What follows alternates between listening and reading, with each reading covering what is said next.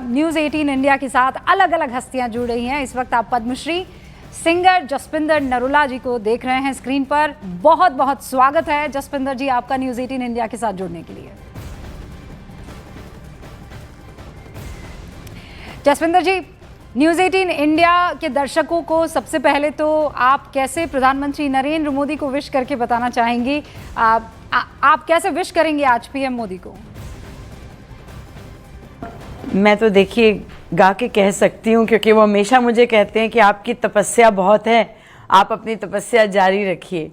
तो मैं गा कर उनको विश करूँगी कि तुम जियो हजारों साल, साल के दिन हो 50,000। तुम जियो हजारों साल, साल के दिन हो 50,000। ओ सूरज रोज आता रहे, रोज गाता रहे, लेके किरणों के मिले पलछिन कलियां गिन गिन, तेरा ये हर दिन तब तक रंगों से खिले। हो रंग जब तक बाकी है बहारों में, तुम जियो हजारों साल, साल के दिन हो 50,000। बहुत बहुत बहुत शुभकामनाएं सर आपको। आप सदैव इसी तरह आपका जो है आपकी दीर्घायु हो, लंबी उम्र हो, और आप हम लोगों का हमेशा मार्गदर्शन करते रहें, और आपका सर, आपका जो हाथ है वो हमारे सबके सर पे हमेशा इसी तरह बना रहे। बहुत खूब। जसपिंदर जी, आप तो कई मरतबा प्रधानमंत्री नरेंद्र मोदी से मुलाकात कर चुकी हैं। आपकी जो मुलाकात थी, पहला इंप्रेशन किस तरह का था? मैं उनको हमेशा अपने पिता के रूप में देखती हूँ, और मेरा मानना है कि वो हमारे राष्ट्रपिता हैं, क्योंकि जिस तरह से उन्होंने अपने 12 वर्ष जो हैं ये कार्यकाल में जो अपना समय, मतलब 18 से 20 घंटे जो काम में वो लगाते हैं, और बेदाग हैं, वो बेदाग हैं। और जिस तरह उन्होंने जैसे राजा महाराजा पुरातन समय में मंदिरों का निर्माण करते थे या कई बड़ी जगह का निर्माण होता था, तो किस तरह से वो पूजा पे खुद बैठते थे।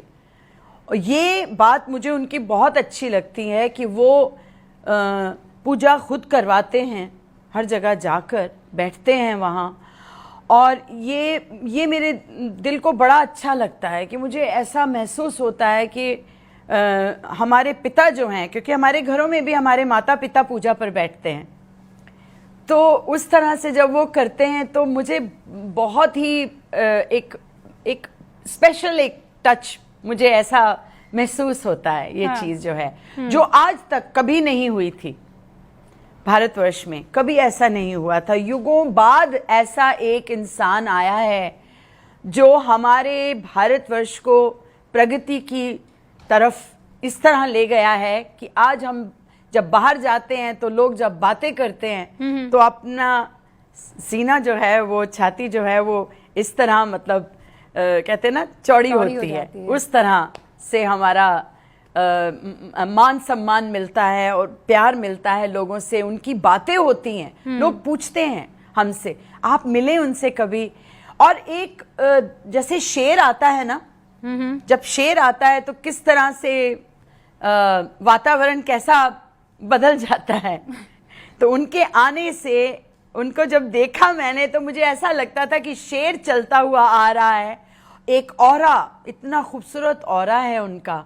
मतलब मैं देखती रह गई। मैं बात क्या करती, मैं उनको प्रणाम करना चाह रही थी, तो क्योंकि पिता मानती हूँ इसलिए मैं उनको प्रणाम करना चाह रही थी। उन्होंने कहा, मुझे 2 बार कह चुके हैं यही बात, जब भी मिले मुझे तो 2 बार उन्होंने मुझे यही कहा कि आपकी तपस्या को आप जारी रखिए, और there is no looking back. I mean, Jaspinder इतना जी, अच्छा लगा कि चूंकि आपने ये जिक्र छेड़ा ही है तो मैं चाहती हूँ उसके बारे में थोड़ा डिटेल में बताइए ना कि आप प्रधानमंत्री नरेंद्र मोदी के चरण स्पर्श करना चाहती थी और उन्होंने आपको रोक दिया, वो वाकया क्या था, कहाँ हुआ ये?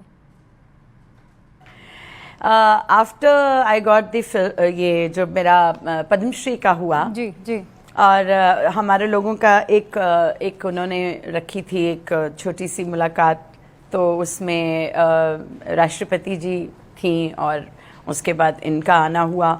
और सर जब आए और उन्होंने जैसे ही मेरे सामने आए और हाथ जोड़कर उस तरह, तो मैंने कहा सर मैं प्रणाम करना चाहती हूँ, क्योंकि मैं आपको पिता के रूप में देखती हूँ हमेशा।